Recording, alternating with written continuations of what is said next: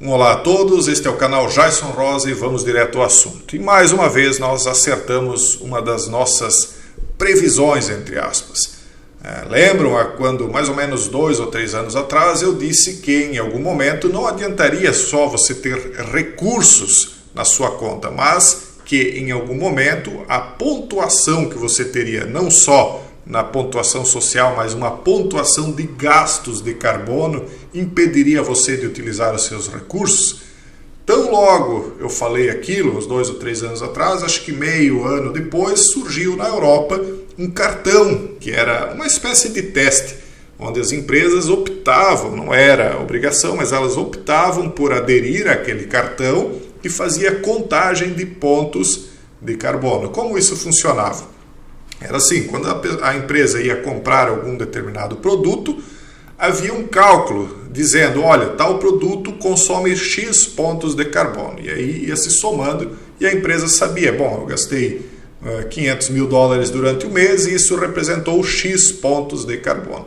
Então ela sabia o limite que ela tinha atingido e isso era uma espécie de prévia para aquilo que nós, segundo o meu entendimento, viríamos a viver em nossas questões pessoais, ou seja, como pessoas físicas, não apenas as empresas. E mesmo que fossem só as empresas, isso acabaria de qualquer maneira impactando no nosso custo de vida. Por quê? Se há um limite, evidentemente que há um encarecimento. Por quê? Porque haveria então também um limite de oferta de determinados produtos. Olha, se eu não posso ultrapassar um determinado teto, evidentemente que eu não posso produzir mais do que eu já produzi, portanto haveria diminuição de oferta. Quando a oferta diminui, o preço aumenta. Bem, então nós avisamos sobre isso há 2 ou 3 anos atrás, logo depois vimos o cartão surgindo e agora veja aqui o que o CEO do Rabobank propõe, o limite pessoal para esta emissão, né? E aí eu só quero deixar um aviso, eu não me considero aqui mais do que ninguém, eu não sou adivinho e não sou profeta. Quando vem, me desculpe a palavra, quando vem um idiota dizer que eu sou arrogante porque eu estou dizendo que eu avisei, que eu disse, não é arrogância, idiota. Eu apenas estou aqui trazendo essa informação para vocês, dizendo, ó, eu falei lá atrás. Por quê? Porque quando eu estou falando uma coisa agora que vai se cumprir lá na frente, você é o mesmo tipo de gente que vem aqui e escreve embaixo, eu duvido. Então eu só venho e confirmo as coisas que eu já disse lá atrás, que estão se concretizando, para que as coisas que eu estou dizendo agora ganhem um pouco mais de credibilidade na sua cabeça oca. Eu sei que isso é uma pequena minoria que cai aqui de paraquedas e vem comentar isso. A maioria já está bem ciente do que está acontecendo e obviamente que não é para vocês que eu estou falando, mas para aquele um ou outro que surge aqui. Mas vamos adiante, não vamos perder mais tempo. O que a Barbara Barsma, CEO da Rabobank, um dos maiores bancos da Holanda, defendeu nos últimos dias? Ela defendeu abertamente a ideia de que indivíduos e famílias devem ter um limite para emitir o tal do carbono.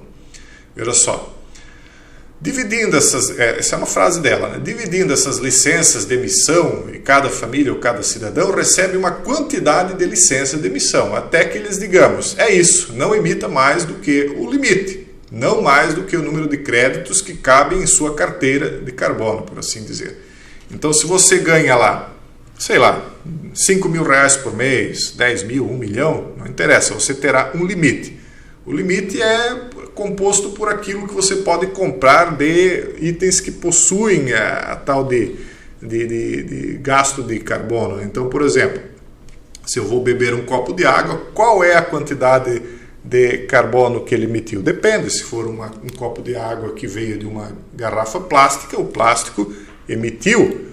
Se for um copo de água que veio da torneira, ele emitiu porque foi transportado de uma empresa lá que fez a coleta de água, tratamento de água, transportou, né, pelo encanamento a água até você, a energia da sua caixa d'água levou o copo lá para cima e tudo isso teve emissão. Então, eles vão calcular, vai ser um valor aproximado, eles vão começar a determinar, tal produto é X, número de carbono, o outro é X mais 1, X mais 2, etc. Eu acho que vai ser uma coisa assim meio arbitrária e aleatória, né? Mas de qualquer maneira não adiantará você ter dinheiro, você não poderá gastá-lo, entendeu? e isso vai ser somado à pontuação social também. Então, se você tiver uma boa pontuação social, se você for subserviente, obediente aos ditames desses iluminados que estão no poder, você vai ganhar um número X de carbono. Você vai ganhar, sei lá, vamos chutar qualquer número, porque ninguém nem sabe como é que eles farão essa medição. O cidadão mal comportado ganha 1.000 pontos. O bem comportado ganha 2.000. O extraordinariamente submisso vai ganhar 5.000 pontos para gastar por mês. Entenderam? Aquele que for plenamente insubordinado, esse nem adianta contar pontos, porque a pontuação social, o carbono ou o dinheiro não vai valer nada, porque ele simplesmente será excluído. É como que colocar no paredão do Big Brother. Eu não estou falando do programa de televisão. Eu estou falando do Big Brother real que nós estamos vivendo, da política do cancelamento. As pessoas serão literalmente canceladas do sistema financeiro em um futuro próximo. E isso é o que eu estou dizendo agora para lá adiante. Então, quando acontecer, muito provavelmente eu já nem estarei aqui para dizer, olha, eu disse. Porque, além de tudo, esse tipo de mensagem em algum momento será cerceada de ser enviada. Vocês, em algum momento, já nem poderão mais receber, porque não poderá mais ser dita. Enfim, então ela diz assim, então eu poderia comprar de alguém que não vai voar. Então, por exemplo, se você é rico, você vai lá e compra os créditos de carbono de uma pessoa mais pobre, né, que não pôde fazer um voo internacional. Você vai lá e compra dela. Porque, por exemplo, ele não tem dinheiro para isso. Ele me vende seus direitos de emissão e, portanto, ganha um pouco mais de dinheiro. A CEO também apontou para a carne artificial como uma das alternativas para o futuro. Eu falei para vocês, eu não disse que era tendência. Me desculpe aqueles que não gostam do que eu estou dizendo, mas eu disse. E suponha que se torne muito caro comer carne. Então você verá que, se começarmos a precificar, haverá alternativas vegetais fantásticas. Vocês já viram? Porque já está circulando essas tais de carnes que não são carnes, que são vegetais, e depois virá aquela gosma cultivada lá dentro de algum tonel qualquer, né? Vocês já viram qual é a composição daquilo, a quantidade de sódio que tem naquilo, a quantidade de gorduras saturadas, sem falar, né, aquilo que você nem sabe que está ali dentro, né? Então eles vão te obrigar, se você tiver dinheiro para comprar a carne natural, não adianta, porque a carne natural vai ser considerada como que um gasto altíssimo de pontos de carbono. Então, você vai comprar, se você comer carne todo dia, eventualmente, se ela for natural, daqui a pouco você não tem mais créditos para pagar a energia elétrica. Você já consumiu todos os créditos consumindo carne.